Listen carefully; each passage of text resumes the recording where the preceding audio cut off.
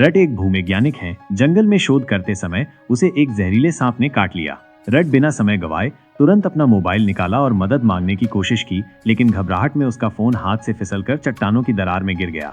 अब कोई और विकल्प न देख उसने जल्दी से घाव से खून चूसकर निकालना शुरू किया और अपनी बची खुची ताकत के साथ जंगल के बीच बने अपने छोटे से घर की ओर दौड़ पड़ा।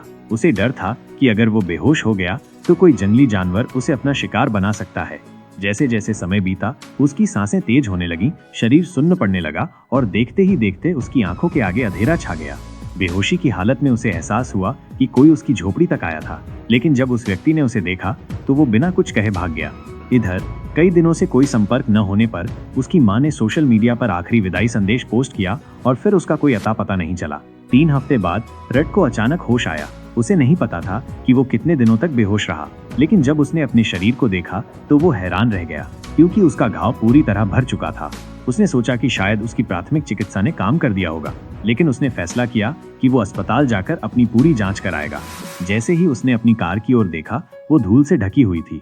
बिना कुछ सोचे उसने उसे साफ किया और शहर की ओर रवाना हो गया। लेकिन जब वो शहर पहुंचा तो वहां का दृश्य देखकर उसकी रूह कांप गई। जो सड़कें कभी लोगों की चहल पहल से गुलजार रहती थीं, वे अब पूरी तरह वीरान थीं। दुकानों के आगे बिखरा सामान बता रहा था कि कुछ भयानक हुआ है। और फिर उसने देखा धरती पर बिखरे शव। उनकी त्वचा सड़कर काली पड़ चुकी थी और उनके आसपास उड़ती मक्खियां ये साबित कर रही थीं कि वे बहुत पहले मर चुके थे। उसने झटपट अपनी कार मोड़ी और घर की ओर भागा। रास्ते में उसने रेडियो चालू किया और जैसे ही उसने सुना, उसके होश उड़ गए। 3 हफ्ते पहले एक अत्यंत घातक वायरस ने पूरी दुनिया को अपनी चपेट में ले लिया।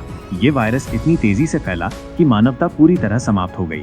रेड ये सुनकर यकीन नहीं कर पा रहा था, लेकिन जब वो अपने घर पहुंचा और अपने माता पिता की हालत देखी तो सच्चाई उसके सामने थी। वो अपने जैसे अन्य जीवित लोगों की तलाश में जुट गया, लेकिन चारों ओर केवल मौत और विनाश ही नजर आया। आखिरकार उसने स्वीकार कर लिया कि शायद वो इस दुनिया में अकेला बचा है। थकान और अकेलेपन से लड़ते हुए उसने 5 सितारा होटल के एक गर्म झरने में आराम किया और फिर कमरे में लौटकर एक गिलास शराब उंडेल ली। लेकिन तभी रेड 2 अन्य जीवित लोगों से टकरा गया। उनसे बातचीत के बाद उसने जाना कि सरकार ने इस वायरस को रोकने की बहुत कोशिश की थी, लेकिन कोई भी वैक्सीन इस पर असर नहीं कर पाई। वायरस इतना खतरनाक था कि जब तक लोग इसे समझ पाते तब तक ये पूरी मानवता का अंत कर चुका था। उस अधेड़ आदमी का मानना था कि वे कुछ खास थे, शायद इस वायरस के प्रति प्रतिरोधक क्षमता रखते थे। उसने कहा कि हम इस दुनिया के सभी संसाधनों का उपयोग कर सकते थे, लेकिन रेड इससे सहमत नहीं था, क्योंकि बिजली और पानी एक दिन खत्म हो जाएंगे। खाने पीने का सामान भी धीरे धीरे खराब हो जाएगा। उसकी ये बात सुनकर वहां मौजूद महिला निराश होकर उठी और कमरे से बाहर चली गई।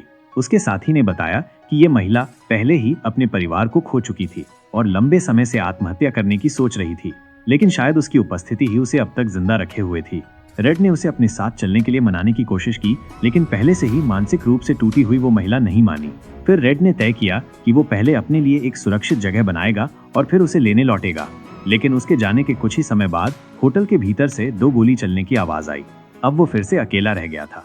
उसका धैर्य पूरी तरह टूट चुका था। वो अपनी कार में बैठा और पूरी रफ्तार से उसे दौड़ाने लगा। उसने सोचा कि वो कहीं जाकर टकरा जाए और ये सब खत्म कर दे, लेकिन तभी सड़क के बीच में एक जंगली कुत्ता आ खड़ा हुआ। ये कुत्ता भी इस महामारी से बच निकला था। संयोग से इसने रेड को आत्महत्या करने से रोक दिया।